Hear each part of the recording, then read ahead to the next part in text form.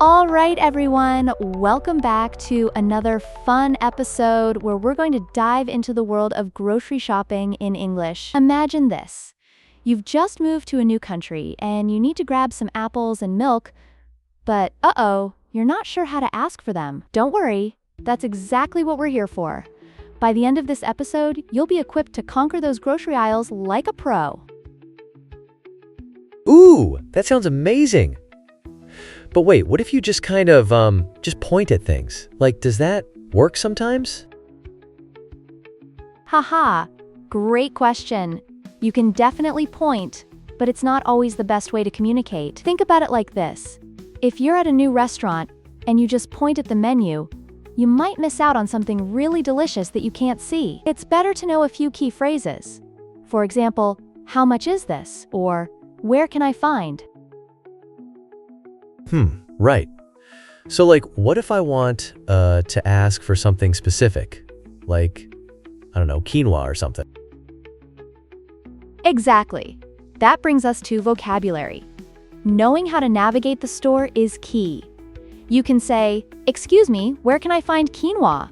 It's polite and direct. Calling for the clerk's attention with a friendly, "Excuse me," is always a good strategy.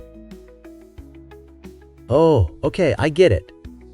So it's like being polite with the people you're just engaging with, right? Exactly. And a little politeness goes a long way. Now let's imagine you see some apples. You'd start with, "How much are these apples?" It's a simple question that helps you get the information you need while also practicing your English. That's so cool. But what if their answer is like, the price in a weird accent? Like, how do I deal with that? Yes. Accents can sometimes be tricky.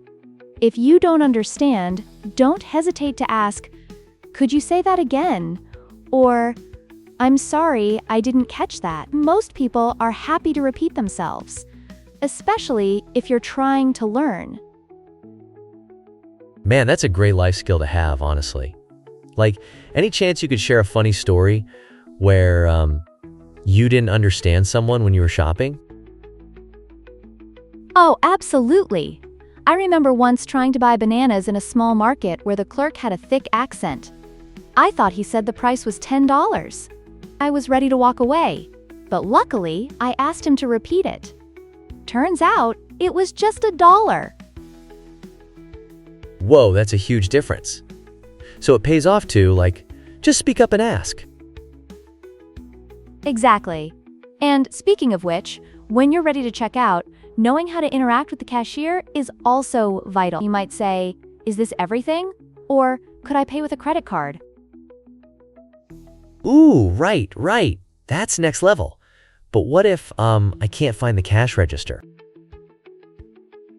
You could approach someone and say, "Excuse me, where is the cash register?" People love to help out, especially if you ask nicely. Totally. So what's the challenge for our listeners at the end of this episode? I'm glad you asked. We'll have a fun speaking challenge where you can practice those phrases we just talked about. I'll give you a scenario, and you'll respond just like you would in the store. Sounds fun, right? Yes, I love it. This is like a mini language adventure. Exactly. So remember, go get those apples confidently, and don't forget your polite phrases. You got this. Woohoo! Let's do it.